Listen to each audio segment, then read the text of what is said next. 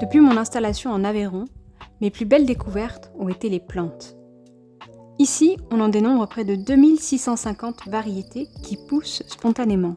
Dans la même journée, je pouvais rencontrer de la lavande, du romarin en fleurs ou encore des iris de toutes les couleurs. Ici, les plantes sont reines. Elles poussent librement et certaines posséderaient même des vertus médicinales et aromatiques. On peut les utiliser en cosmétique ou en tisane et elles ont toutes sortes de bienfaits. Mais seuls quelques initiés savent comment les manier. Je vous emmène à leur rencontre. C'est aux abords de Peyre, l'un des plus beaux villages de France, que je retrouve Karine sur sa parcelle. Donc là, la première rangée, c'est de la sauge officinale. Entre ces planches de plantes organisées méthodiquement, Karine se reconnecte à elle-même, à son histoire et au monde qui l'entoure. Chez elle, les plantes, c'est une histoire de famille et de femme. Son arrière-grand-mère lui a transmis son amour pour les plantes et tout particulièrement pour la lavande. Mais il n'y a pas que la lavande que Karine cultive. Camomille, sauge, achille et millefeuille, la liste est longue. Tout ce que je fais, le vinaigre des 4 voleurs, l'hypocras, les tisanes, l'huile sacrée, je fais et les bouillottes et les affûts, enfin tout ce que je fais c'est plutôt à vertu bien-être et médicinale. Et l'une de ses spécialités porte un nom intrigant. Mais qu'est-ce que c'est que ce vinaigre des 4 voleurs ? Alors l'histoire elle est très belle. Ah oui. En fait, au Moyen-Âge, quand il y a eu l'épidémie de peste, dans les maisons, on le voit dans les films, dans les livres, ils mettaient des grandes croix, il ne fallait pas y rentrer sinon on chopait la peste. Et il y avait 4 voleurs en fait, eux ils rentraient dans les maisons, ils dévalisaient tout ce qu'ils pouvaient, ils ressortaient et ils n'avaient jamais la peste. Pourquoi ? Parce qu'ils avaient la recette du vinaigre des 4 voleurs. Du coup, on l'a appelé le vinaigre des 4 voleurs. Incroyable.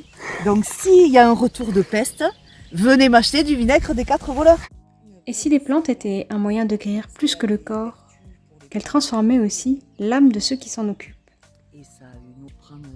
C'est sur cette pensée méditative que je quitte Karine et son arrière-grand-mère afin de prendre la route pour rejoindre ma prochaine destination. Alors du coup, on vient de faire notre première visite chez Karine, c'était super.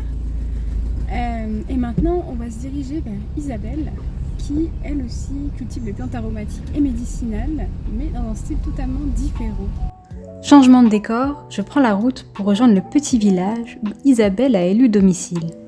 Cette ancienne éducatrice spécialisée me raconte un peu son parcours et son rapport avec les plantes. Ce que je préfère en fait, c'est la cueillette. J'ai beau faire de la production, mais c'est ce que je préfère, c'est la cueillette sauvage. C'est partir, être en pleine nature.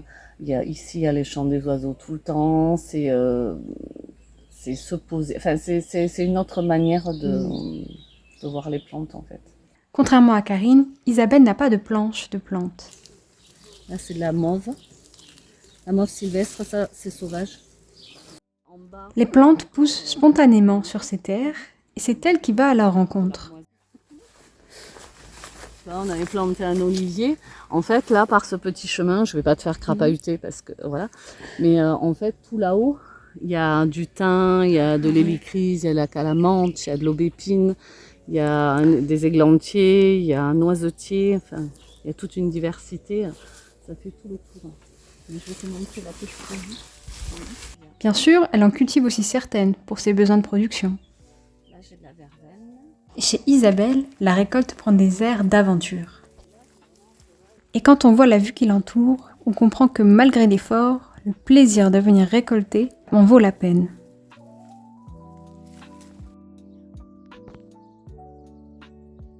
Une fois la cueillette terminée, Isabelle fait un travail de transformation. Elle sèche les plantes et les entrepose afin de créer tisanes, sirops ou encore bâtons de fumigation.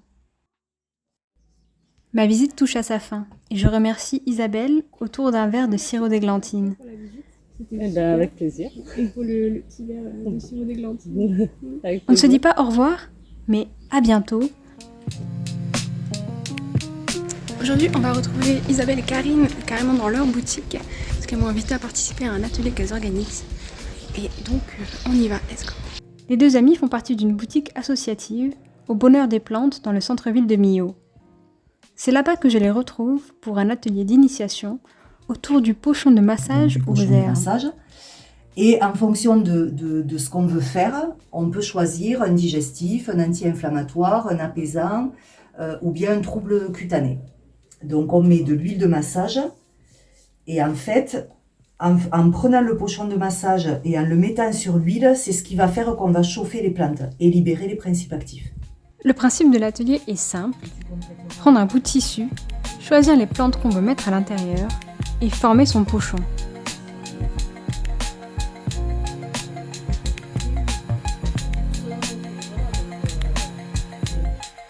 Alors que je referme mon pochon, je me rends compte de tout le travail qu'ont dû faire Isabelle et Karine pour quelques grammes de plantes, mais qui nous apporteront tant de bien-être.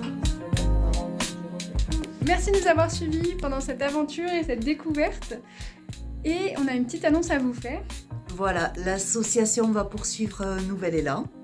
On va être fermé au mois d'octobre pour travaux parce que l'équipe va se lancer plus spécialement dans le bien-être. Donc les travaux, ça voudra dire qu'on va partager la boutique. D'un côté, il va y avoir un côté herboristerie avec des plantes en vrac. Une boutique avec que des produits bien-être. Et au fond, le petit plus qu'il n'y avait pas jusqu'à présent, des soins de bien-être avec toute une nouvelle équipe. Magnifique. Et donc l'adresse reste la même? L'adresse reste la même, le nom au Bonheur des Plantes, ça continue. C'est juste un nouvel élan. Et voilà, à très bientôt. Bye.